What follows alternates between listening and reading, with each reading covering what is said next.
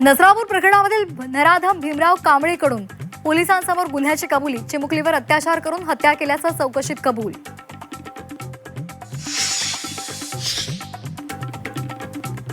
नसरापूर पीडितेच्या मृतदेहासह ससून रुग्णालयामध्ये in camera शवविच्छेदन. अहवालातून बालिकेच्या मृत्यूचं नेमकं कारण स्पष्ट होणार.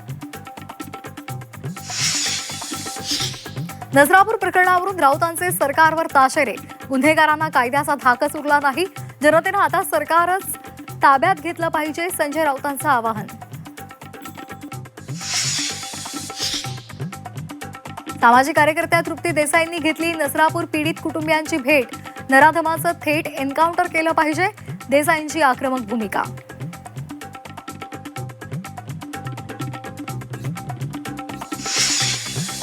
नसरापूर घटनेची राष्ट्रीय महिला आयोगाकडून गंभीर दखल.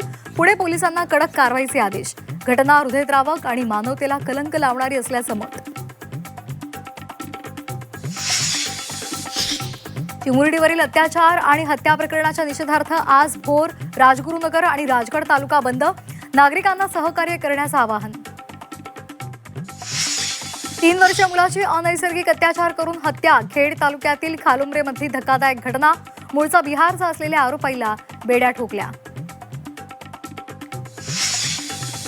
बोंधू अशोक खरातच्या अडचणी वाढणार. खरातच्या कोठडीसाठी ईडीची कोर्टात धाव. ईडीकडून विशेष पीएमएलए कोर्टात अर्ज दाखल. बारामती विधानसभा पोटनिवडणुकीचा उद्या निकाल. बारामतीच्या वखार महामंडळाच्या गोडाऊनमध्ये मतमोजणी होणार. बारामतीच्या निकालाकडे संपूर्ण राज्याचं लक्ष. नागपूर शहरामध्ये तिघांचा मृत्यू उष्माघातामुळे झाल्याचा संशय. पोस्टमॉर्टम अहवालानंतर मृत्यूचं नेमकं कारण स्पष्ट होणार.